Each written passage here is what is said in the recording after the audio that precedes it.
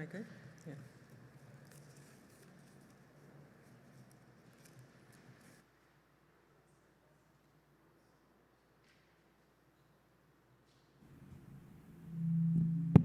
Yeah, we're going to have to use this. The gremlins are alive. Okay, great. Thank you, Jonathan. Thank you, Vanessa. Good morning. I'll start again. Thank you. Good morning and welcome to everyone with us here. Welcome to those joining us on Livestream, and especially warm welcome to my friend and colleague, Yemi Getachew. My name is Rochelle Fortier-Nwadibia. I presently serve as the moderator of the Board of Trustees here at the First Unitarian Universalist Society of San Francisco, and I want to welcome all of you. I am also a member of the Board of Trustees of the Starr King School for the Ministry, which is now based on the campus of Mills College. And so it is truly my special honor and pleasure to welcome to our chancel and to our pulpit today, the Reverend Rosemary Bray McNatt. Rosemary is the president of the Starr King School for the Ministry.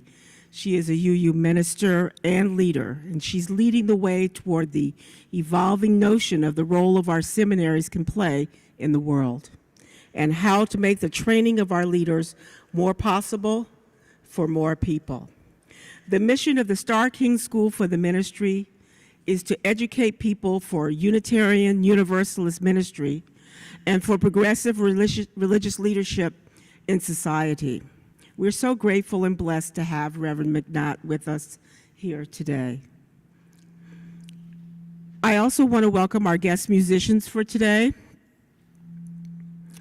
We have guitarist Giacomo Fiore and Bruno Bartalos. The program today leans heavily into jazz in honor of Thomas Brown, whose retirement we are celebrating, or maybe we should say mourning, today. So more about that later. Thanks also to Nancy Munn and Asher Davison, our Songleaders, and William Garcia Ganz, accompanist, and the amazing Reiko Lane on the organ. Those here in the sanctuary are asked to wear your masks for the entirety of the service. And just a reminder that for everyone's comfort and safety, please keep them over your nose and your mouth. Our preacher and worship associates and singers, we will remove our masks for the sermon and reflection and solos, but have all had an antigen test this morning. Still, we cannot guarantee everyone's safety, so we ask you to take what precautions make you feel safe. We will also ask folks here to hum to the music until our last hymn, when we will invite you to sing. And so, let's begin worship by lighting a candle.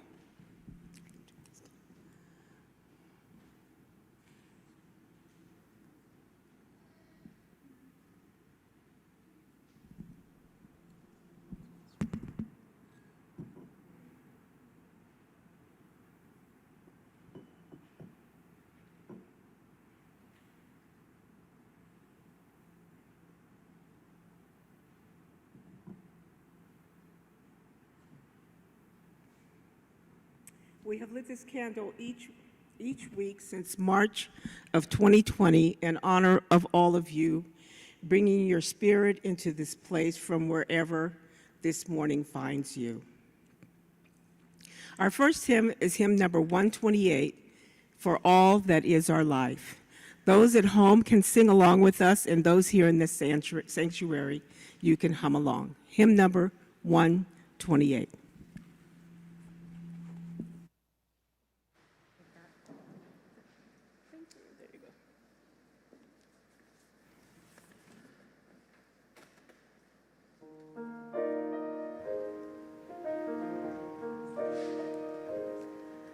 For all that is our life, we sing our thanks and praise.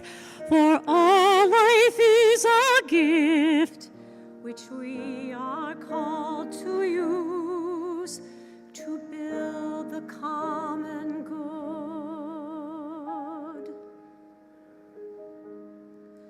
and make our own days glad.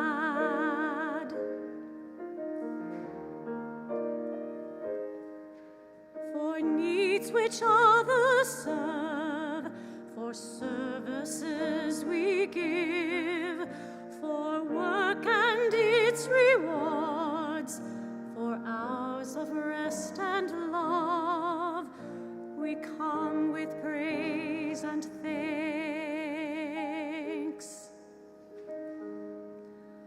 For all that is our life,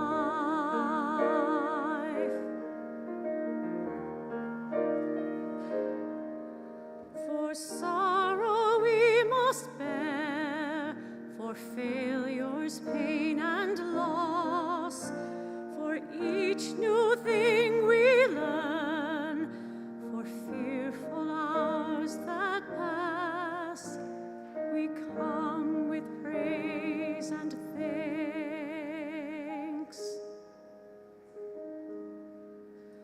For all that is our life,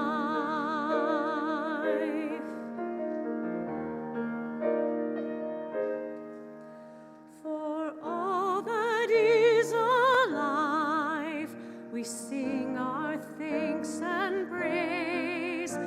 For all life is a gift which we are called to use to build the common good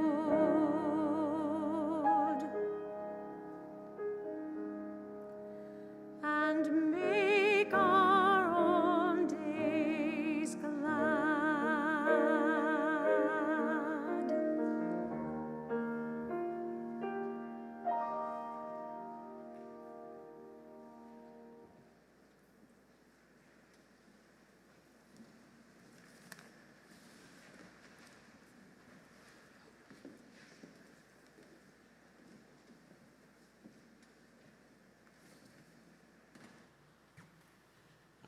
I invite you to say with me, oh, look, the gremlins have been healed.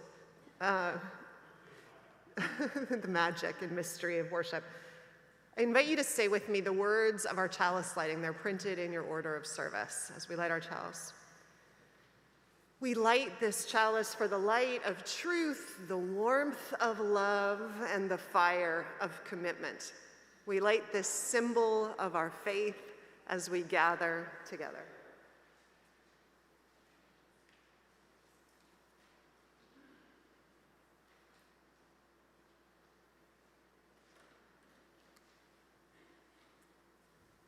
I'd like to invite the Morin family, Juice Morin family, and friends and parents, grandparents, and good friend Leo to join me up here. And Miriam and Harry and Oriana, why don't you be on this side? And I'm going to have the rest of you kind of gather around. We're going to be practicing as safe distancing as you can in a very small space.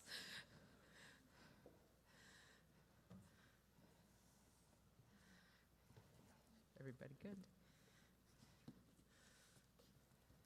Good. Okay, Mom? Good. Great.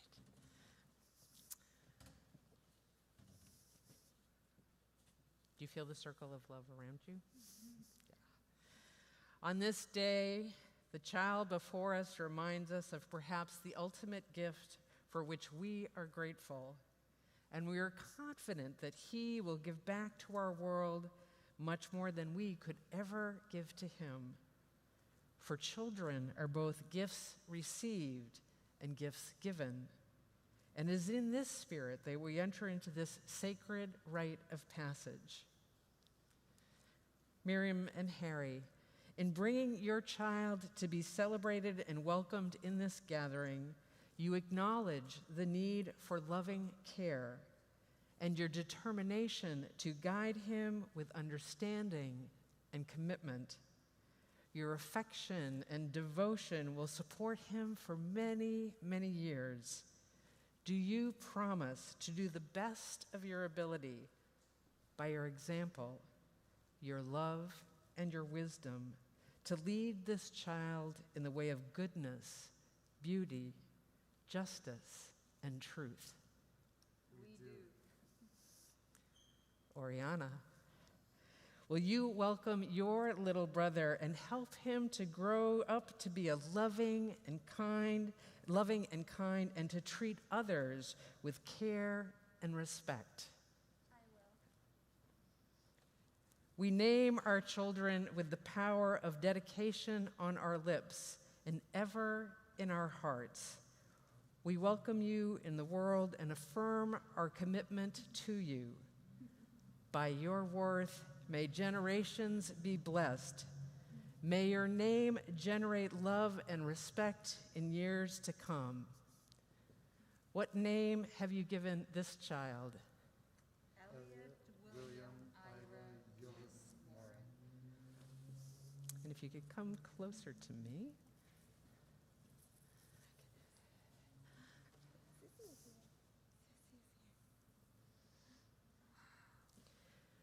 With this water, the symbol of oneness for which all life springs, I now touch your brow, your lips, and your hands. And your hands. Where's that other hand, Eliot? Both hands. There we go. To dedicate your thought, your speech, and your action to all in life that is good and true and beautiful. May your heart always know love, your mind reach for truth and beauty, your eyes always seek justice. May your hands find labor which fulfills you, your body carry you far, and your spirit forever seek the mountaintop. I just want to keep looking at you, Eliot. I'd like to invite the grandparents to come forward. You just stand forward a little bit. I'm going to step over here. Yep, good. Krista and Ludwig, do you, the grandparents, take upon yourselves the privileges and responsibilities of aiding the parents of these children? Will you dedicate a portion of your time to these children, welcoming them and tendering love and wisdom? And now I'd like Kai and Carl to step forward. And why don't you come further out so you can see Eliot while you're making your promises. Kai and Carl, you have been selected by the parents to play a very important role in the life of Eliot and Oriana. They have asked you to be godparents. The parents see in you a special quality, sensitivity, compassion, and understanding that they wish for you to share with their children, and Eliot totally agrees. Do you promise to support these parents in raising these children, offering them your love, wisdom, and affection, leading Eliot and Oriana by your example in the way of goodness, beauty, truth, and love? We do. And Leo, I know you're back there. Can you come forward? Leo, you have a very special role. Leo, you have been selected by the parents and sister to play an important role in Eliot's life. They have asked you to be Eliot's godbrother. Do you promise to welcome Eliot and help him to grow up to be loving and kind and to treat others with care and respect? And now for our congregation, if you would rise in body and spirit and join in the Congregational Covenant to this family. We receive this child into this community with deepest affection. It is our hope that his days will hold fulfillment and peace. It is our pledge to Eliot to be loving, supportive, and dedicated to making this world worthy of his coming and growing. May he be cradled by our devotion.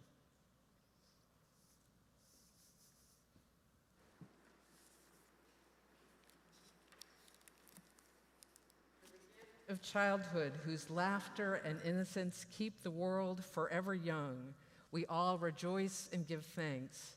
May this sweet life receive abundantly the blessings of health, love, knowledge, and wisdom, and in turn give back richly to the common heritage that endures from generation to generation. Amen. The gardens of the world are full of many flowers, each different, each unique, each beautiful. May this flower remind us all that each child is different, each unique, each beautiful. Miriam and Harry, I present this flower to Eliot and this rose to Oriana. Blessings. You can applaud.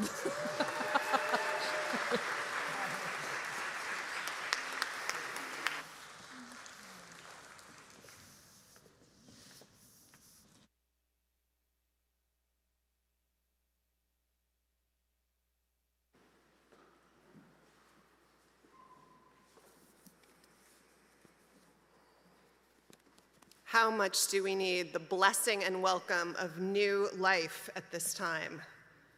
So everybody else, start bringing babies and children to the congregation so we can do more of this.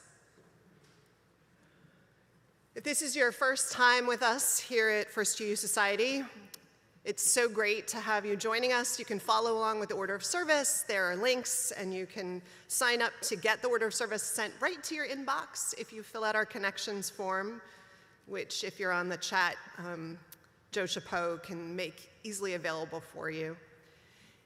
There's a Zoom coffee hour after service for those of you who are joining us on Livestream. We invite you to join that each week. And those of us who are here are going to get the very special celebration of Thomas Brown and more about that. Thomas has been with this congregation since I think he said at lunch 1993. But we did have a couple of glasses of Prosecco, so I could have that wrong. And I'm sure it'll all be straightened out momentarily.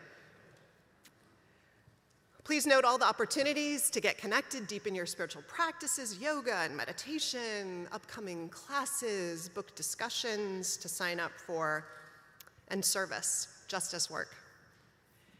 We wanted to let you know in advance that this week's offering is going to support the work of the Starr King School of the Ministry. The mission of Starr King is to educate people for Unitarian Universalist ministry, for progressive religious leadership in its largest sense, too, in our world. It opened its doors in 1904, and it's continued to adapt to the world and the needs of our movement, of our values.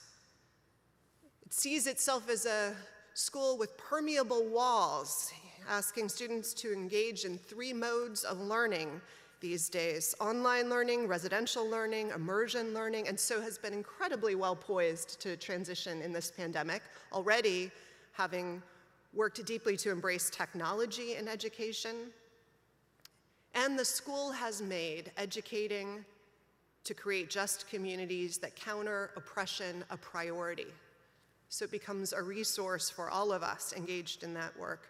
I want to read you something about what that means today. That's in Starr King's literature that I loved reading. Starr King also seeks to counter white supremacy. White supremacy reveals a spiritual crisis at the heart of the dominant culture. Overconsumption and exploitation are hidden and tolerated for the sake of a quality of life that is neither abundant nor sustainable. Engaging white supremacy involves discovering a deeper experience of abundant life. This discovery, in turn, means confronting and changing social systems, including economic systems that perpetuate too banal a sense of the good life, making it available to too few and causing harm to too many and the earth. And it goes on in language that is beautiful and inspiring and joyful and invitational. So it is with great joy that we offer ourselves and our offering this morning in this service of Starr King School of the Ministry and to help its service to our larger movement in shaping leaders. I hope all of us take advantage of the opportunity to be shaped by their work also. And of course, a huge, huge welcome to Rosemary Bray McNatt, who was here for the installation, was my colleague in New York and New Jersey, and beloved. So we're really, really lucky to have her here. There are a few other quick announcements. Small group ministries, you can sign up now, so look into that in your order of service and in the newsletter. It's a chance for a small group of people to go deep and get connected in the ways I think we come to church wanting to do, ask some big questions. The annual service for those who died in our streets this year is going to be this Thursday at Civic Center at 5:30. I'll be there, invite you to join in, and if you're coming and you want to find me, just text me and we'll pick a spot and meet up. It's an important witness to what is happening on our streets that we own and take responsibility for and mourn until we can find a way to change it. And of course, Shirley Gibson's memorial is going to be this Friday, streamlined. So if you haven't already registered to be there or heard about whether there's a spot available, just please join us on Friday night. That concludes our brief invitations. I want to invite us now to deepen ourselves into this hour with our meditation on breathing, which many of you have told me is a mantra and a song you use to get you through life. When I breathe in peace. When I breathe out love. Welcome.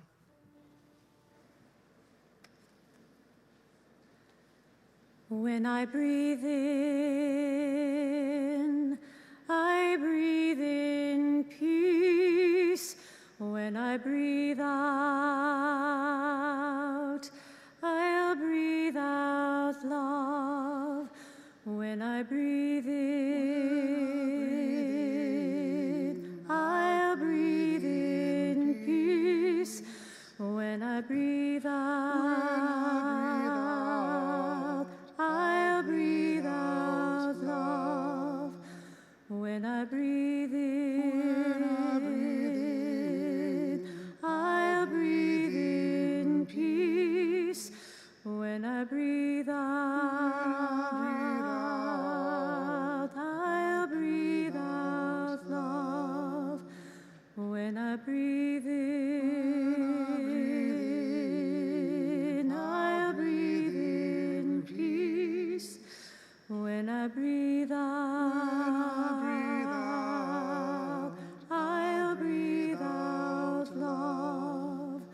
When I breathe in, I'll breathe in peace. When I breathe out,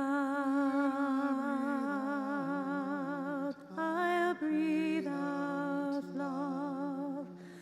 When I breathe in, I'll breathe in peace. When I breathe out, I'll breathe out love.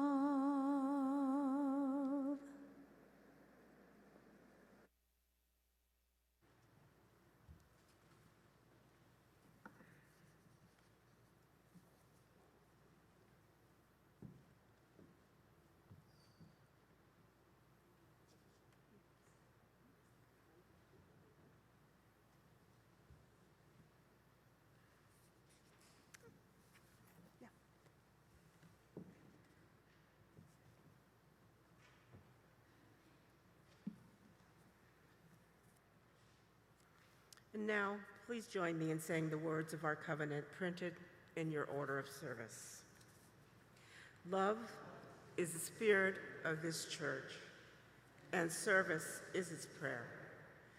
This is our great covenant, to dwell together in peace, to speak the truth in freedom, and to help one another.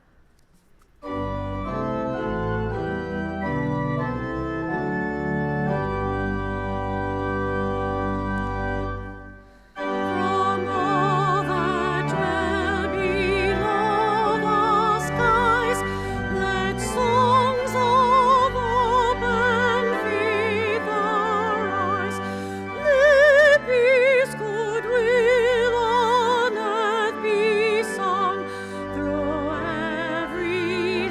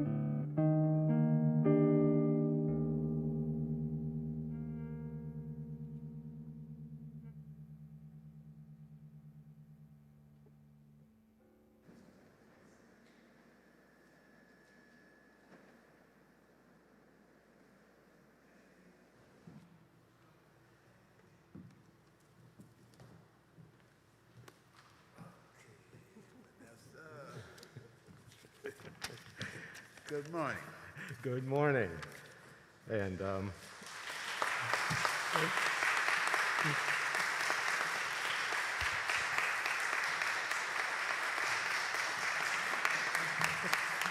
do me like this, man. Now you know I'm crying, right? But I need to take this off. good morning.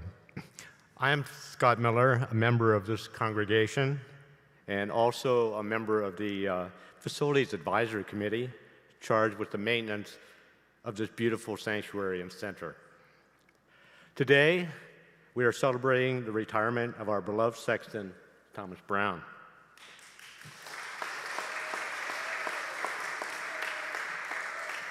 We welcome the guests of Thomas and family who are here today to share in this celebration.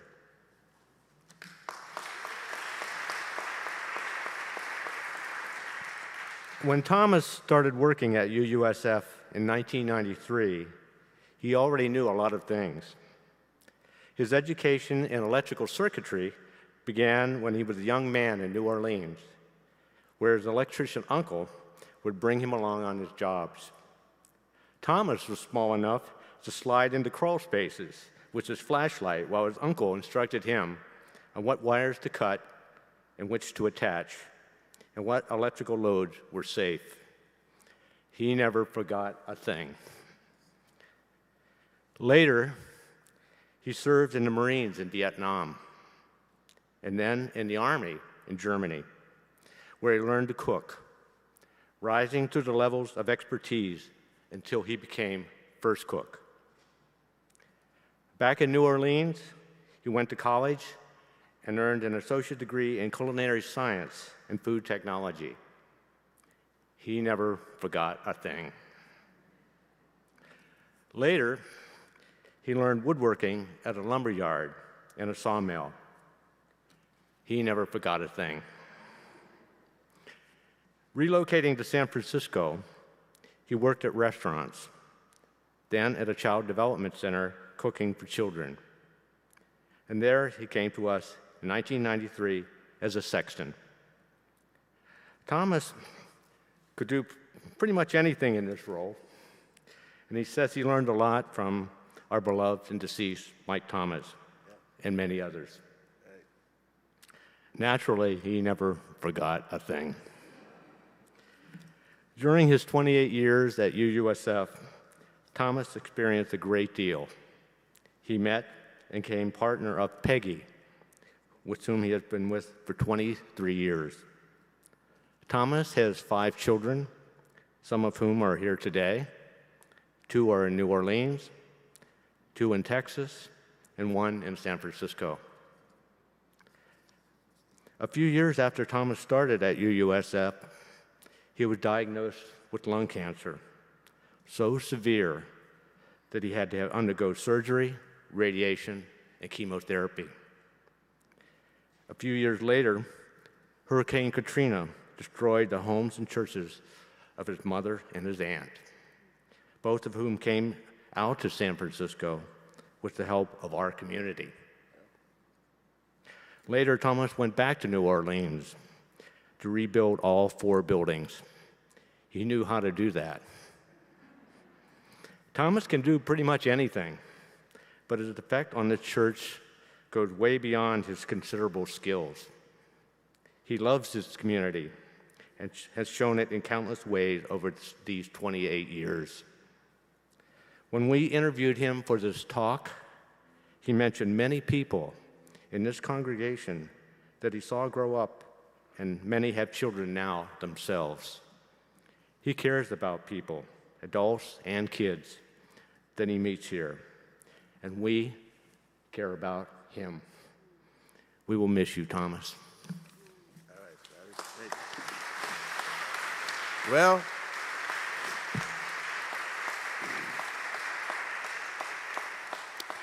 I tell you, as I stand there looking at you guys, it's kind of hard.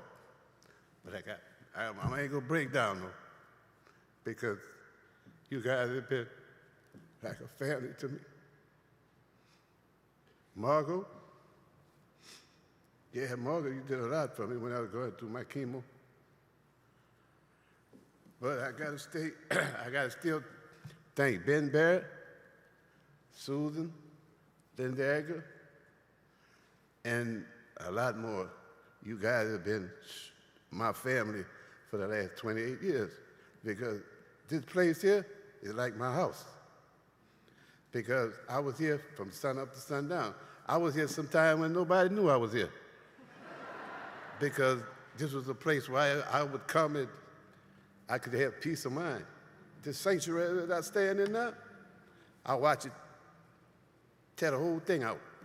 And I was here and helping put it back together.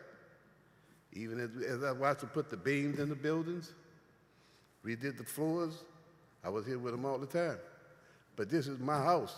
I've always called this my house. And I've always looked after it, because the people here always looked after me. So I figured, fast change, no robbery. But overall, the person that brought me here in '93, he's not here right now. Close friend of mine by the name of Donald Johnson. But, you know, I told him I was going to be here. But it's hard, though. But it's still, I still love this place. I'm going to miss it. And I know everybody going to miss me, but I'm going to be around, though. You can believe that. I'm going to be around. So I got to thank, I'm thanking everybody now for those that's not here and the ones that's here. And all my kids, but I know they're around, though. Hillary, Sam, Chris. Oh, a lot of them, they got kids of their own now. So I guess I'm grandpa now. So anyway, I want to thank all of you guys for all the years I've been here. And best believe me, I loved it, but I'm going to miss you guys.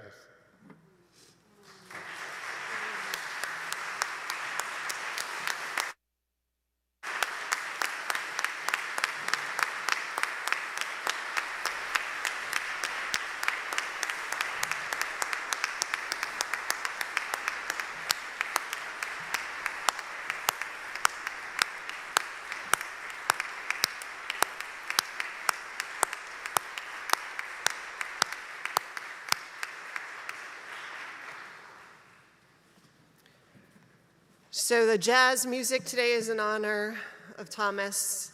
The Cajun reception, which Ben Bear and others are making possible, all the cookies and baked goods, signs of other people's loves that have come in today are in honor of you. And we're moving the prayer up in the service, because when it came time to write it, it was too much about you, so it's a better time for it. Please join me in a spirit of spoken and silent meditation, deepening prayer. God, we know by so many names, but most powerfully by the presence of love and loyalty and the connections that bind us to one another and to life. For all that is our life, all its mystery and heartbreak and exasperating beauty, we give thanks. For the seasons turning, what passes and what endures, we give thanks. And this morning, in recognition of how we all tend the garden around us, care for a place and a people, whatever is set before us, before we hand them on to another's tending. And so this day we give thanks for one gardener of Eden. We pray for Thomas Brown, a man full of spirit and heart and light, who has been part of this community and its people for over 28 years. Thomas Brown, who lived and worked and ministered with kindness and a fierce love, whose wisdom and clarity of mind and heart, whose smile and strength, all of it modeled for us what a shepherd looks like when the sheep are us, when the fields are this.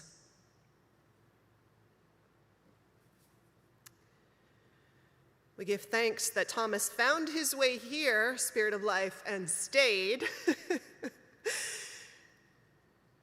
We know that this place is better and stronger because of his life and work, and that what he has built and strengthened here will reach beyond his life as it does beyond all of ours. We give thanks for so much, for all that is our life, and this morning for Thomas Brown. May we live like people animated and inspired by such gratitude. And may Thomas Brown's next chapter of life be blessed as richly as he has blessed us. And power of the universe, don't let him stay away too long.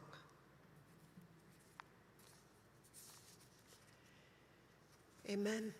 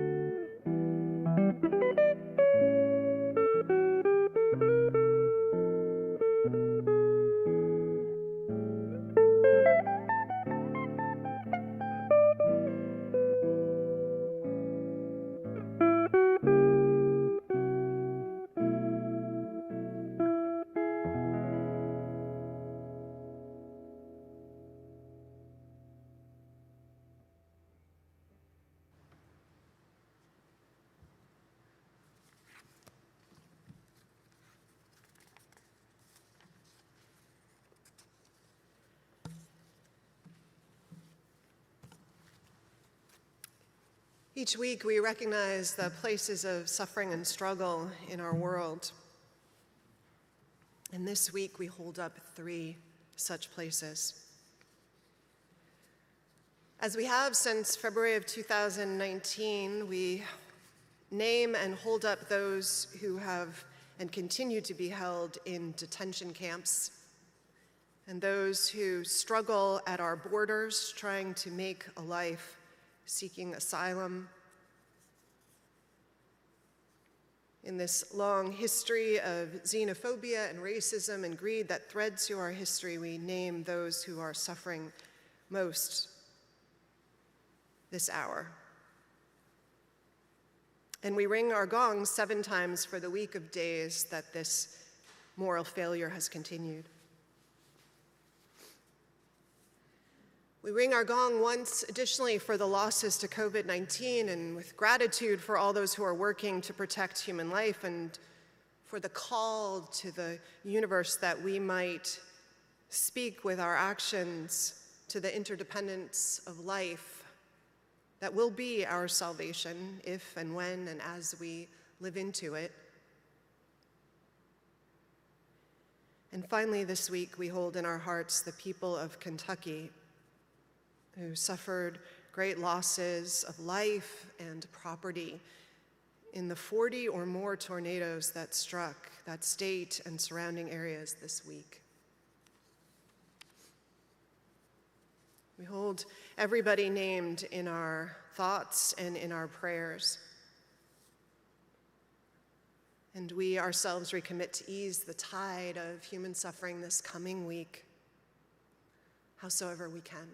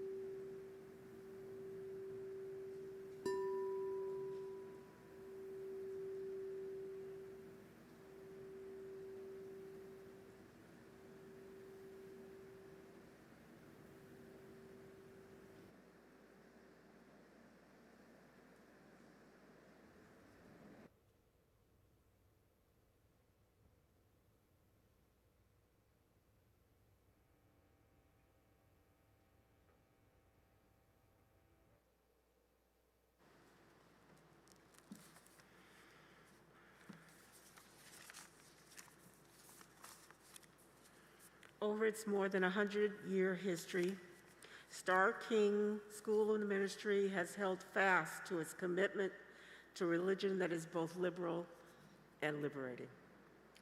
At the school's heart is a passion for transformative education and a belief in the possibilities that lie within human beings. Thank you in advance for your generous support of this work and of ours in the world. And now the offering for the works and ministries of the Starr King School for the Ministry will be given and gratefully received. Those here in the sanctuary can give in the baskets at the back of the sanctuary as you leave today or online. Those at home can give through our online donation portal or send checks. Thank you in advance for your generosity.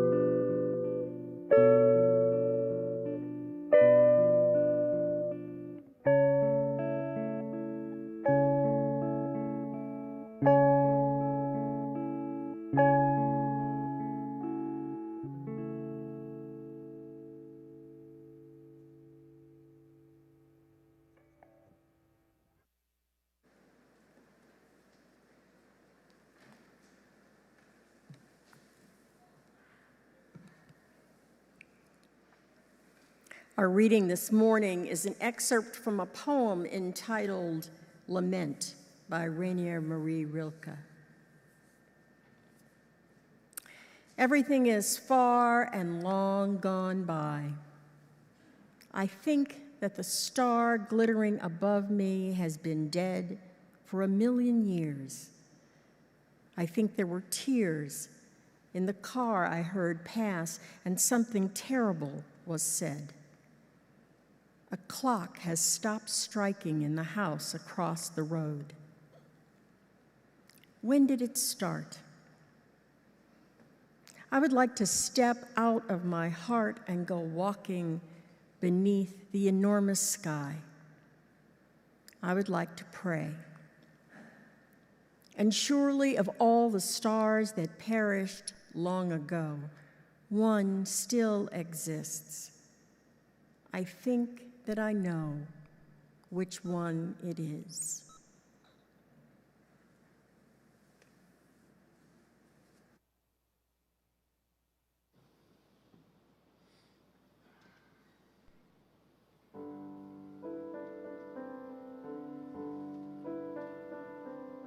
Someone to hold you too close.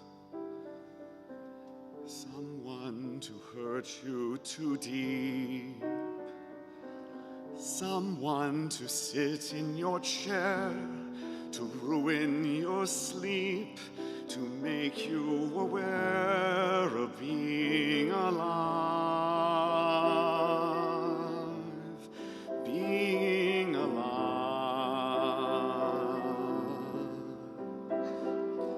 Someone to need you too much. Someone to know you too well. Someone to pull you up short, to put you through hell and give you support is being alive, being alive, being alive. Someone you have to let in. Someone whose feelings you spare. Someone who, like it or not, will want you to share a little, a lot, is being alive, being alive. Someone to crowd you with love. Someone to force you to care. Someone to make you come through, who'll always be there, as frightened as you of being alive, being alive, being alive.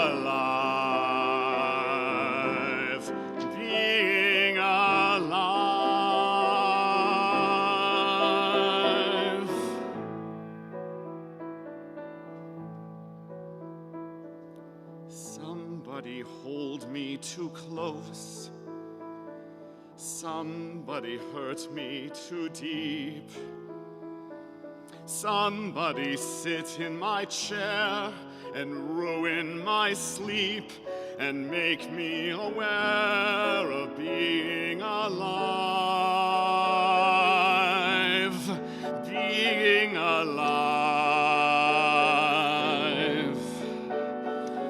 Somebody need me too much.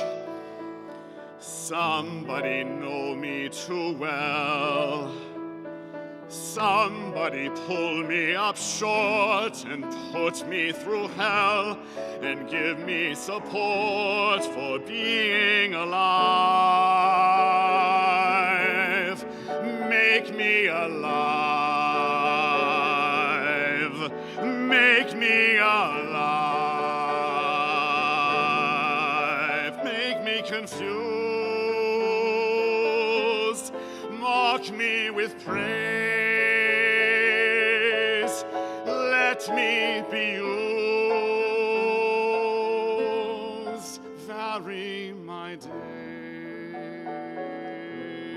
eyes, but alone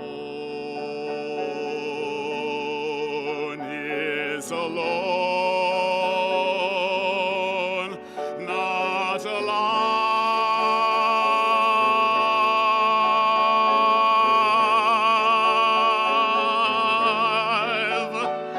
Somebody crowd me with love. Somebody force me to care. Somebody let me come through. I'll always be there, as frightened as you, to help us survive. Being alive, being alive, being alive.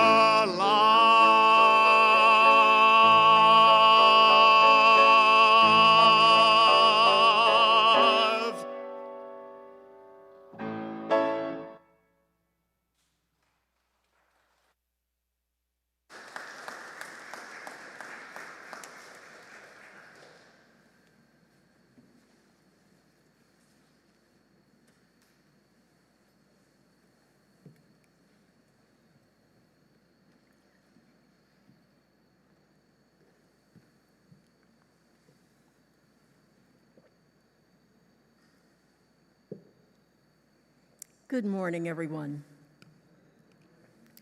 Before I continue, I want to thank Reverend Vanessa for inviting me to speak, to the staff and the volunteers who've been so gracious in helping me prepare.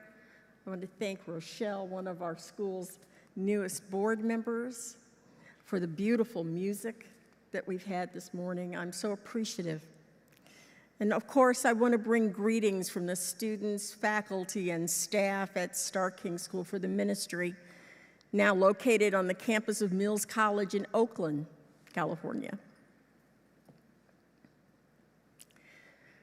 We are in the thick of it now, that season of often cloying cheerfulness. Though Hanukkah is behind us, much of the spate of winter holidays is still before us. Yule and Christmas and Kwanzaa, all the way through to New Year's Day and January 6th, the Feast of the Epiphany.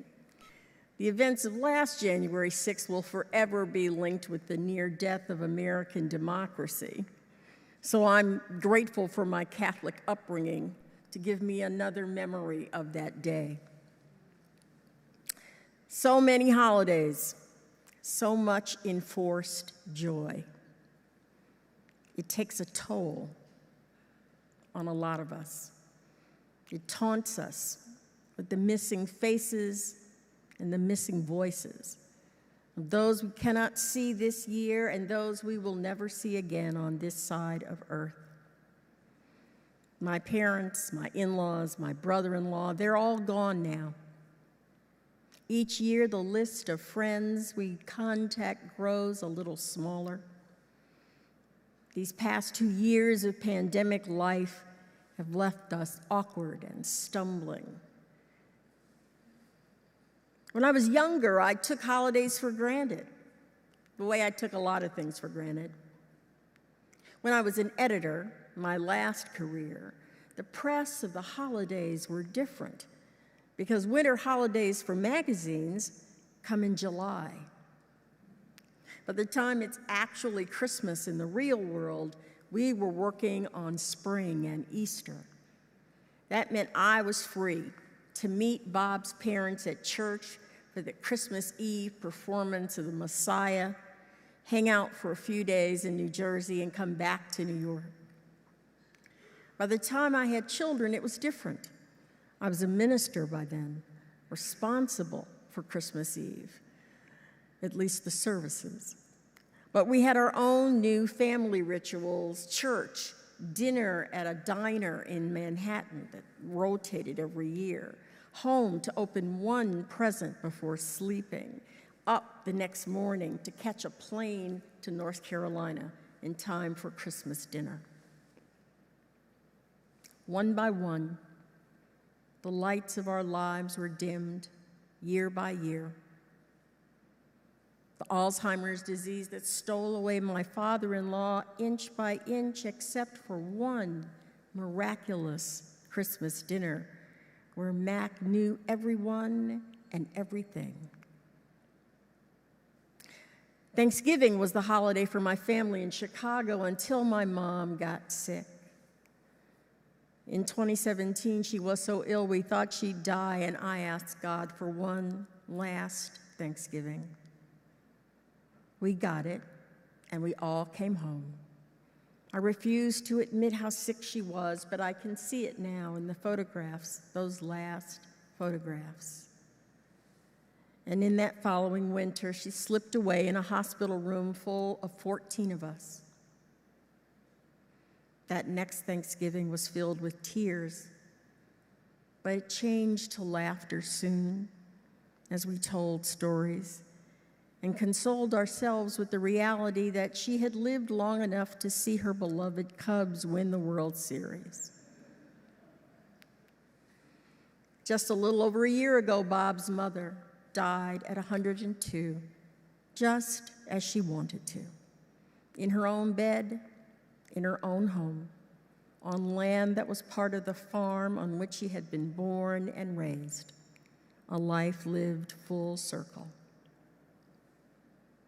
So many people, so many friends, so much family gone. I no longer take anything for granted. And most of these things happened before the pandemic, a time in which all our losses seemed less intense and more intangible unless we were actually sick. The sense of safety, trips to the theater, traveling for work, going to work. My litany here is no different than yours. Even from this pulpit distance, I can see above your masks some of the pain and some of the tears in your eyes, the longing for people that you will not see again, the loss of parents and children and friends and colleagues and jobs and homes and health and leisure and safety. I don't know about you, but sometimes I want to cry out, why can't things be the way they were? Why can't we go back to what it used to be? We can't, because that's not how life works. Everything is far and long gone by. I think that star glittering above me has been dead for 1,000,000 years. And now the wheel of life has turned again to this season, this time when once again everyone insists on cheerfulness, even though cheerfulness is the last thing on our minds. Even before the pandemic, some of us were not happy to see family or even wanted to see them. Some of us are hurting, and some of us are grieving, and some of us are angry, and some of us are too embarrassed to do anything except pretend.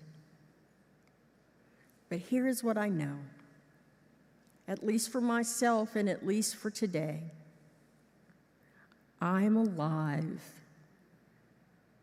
and so are you. I am alive, and though some days it feels as though I have been left behind, I also know that I am thrilled and grateful to still be here. There are still things, so many things, for which I am grateful, to which I am dedicated, that give me joy right now. Right now. The cute guy in the 10th row that has been my constant companion for my entire adult life. The 2 smart, creative, hilarious children that we've raised together. My wonderful siblings and their children and grandchildren. The work I get to do, leading a Unitarian Universalist institution that we treat as a force multiplier, training a whole generation of religious leaders to disrupt white supremacy culture wherever they go. Being in relationship with this congregation and the Hinckley Fund that you support, that in turn has supported our work for years. I want to invite you to think about the sources of your joy this morning. Think about your own dedications. Think about your own satisfactions. Think about all those things you love that are still here. Think about all those people you love that are still here. Think about this faith that you love. This faith that is still here because of you.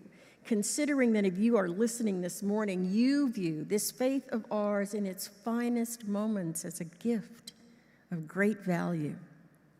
This liberal faith of ours gives us the gift of freedom to believe or to doubt, the gift of reason, to consider what we know of life and to compare it to the timeless wisdom of many people from many places. We have been given examples of courage in the service of humanity and a love that encompasses all of life. And you, in this congregation, have done your part in this great work. These are the kinds of treasures that transcend the seasons. They are not gifts to be hoarded, but gifts to be given away. They enrich us, each one of us, but only if we give it away again and again, no matter what season we find ourselves in. There is so much in our life that is a gift, and much of our life that is awful. Yes, it has been a terrible 2 years of this pandemic. Yes, it has been a terrible year for democracy. Yes, it has been a terrible year for freedom and the rights of marginalized people everywhere. That is the truth. And when you think of those things, you may be drawn deep into a vortex of despair over what we have lost and are losing. But I want to encourage you to resist despair and embrace being alive. For as long as we live, there is hope, a chance for things to be different, a chance for change. I want to encourage you to take time in this season of manufactured feelings to embrace real joy about real things, things that will last, things that will nurture you in these long months until the light changes and the flowers bloom again. It is essential for all of us to celebrate the gifts of this life, even as we acknowledge our sorrows. Because sometimes it's only through connecting what is bitter and painful and making sure that we admit to these feelings and own them for ourselves. It's only through this that we eventually gain the capacity to celebrate. Rilke, in his despair, only asked for one star still to exist. But his lament was an understatement. There are so many more stars. They are up there, out there, on the far side of the universe. And here we are, tiny in comparison to all that was and is, but after all, still here and still shining, still glittering as best we can amidst our own cares and our own weariness, hoping to strengthen ourselves, longing to step out of our hearts and go walking beneath the enormous sky. Because of this faith tradition of ours, because of the work it calls us to do in every season, we are likely to be among the folks ready to march, to tutor, to rescue, to protest, to write letters, to get arrested. Because we believe that faith without works is dead, it may even be our default position to work and act in the face of sadness and loss. It is a human thing, It is an understandable thing. There is so much wisdom in placing our own losses in perspective by working with and for others whose losses are greater, whose needs are more acute.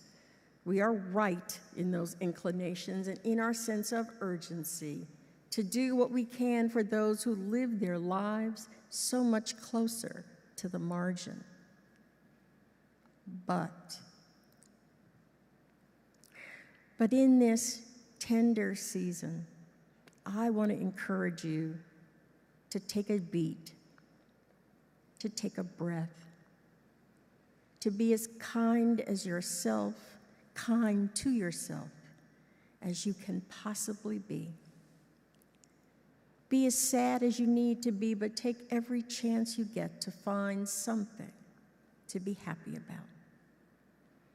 Open your heart so that you might meet the needs of others, but start by opening your own heart to yourself. Embrace your whole life, because being alive is precious.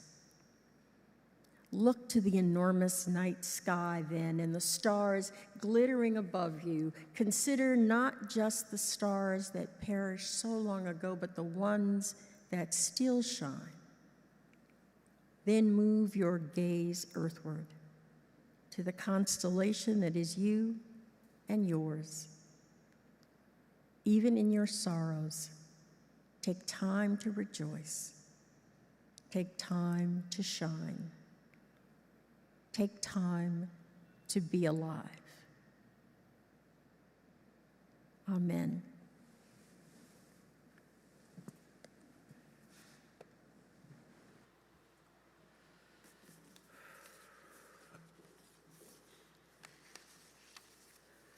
Let's rise, let's sing. We're only allowed to sing the closing hymn. I hate to cut it. If you have to leave because someone's waiting for you, please do, but let's sing our closing hymn together.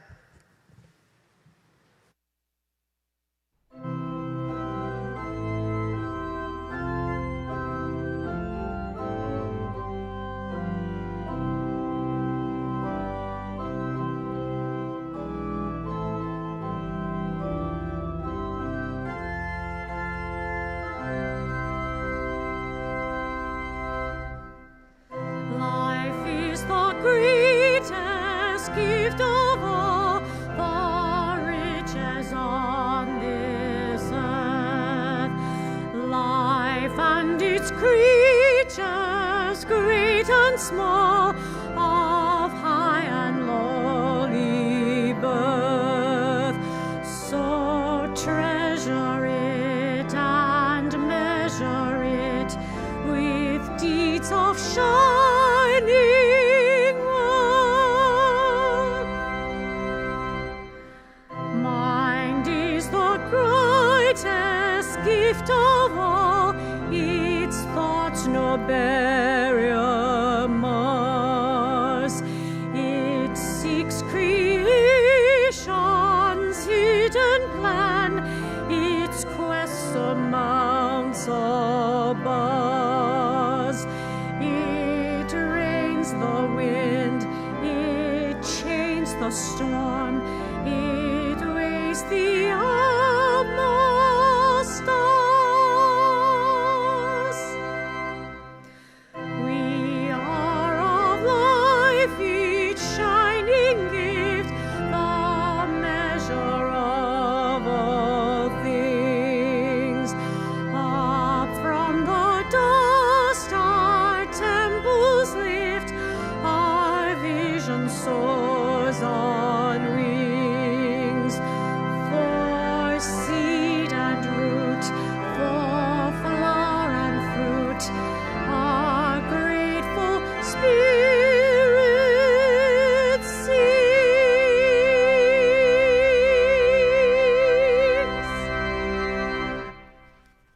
Life is the greatest gift of all. Live it, love one another. May it be so. Amen.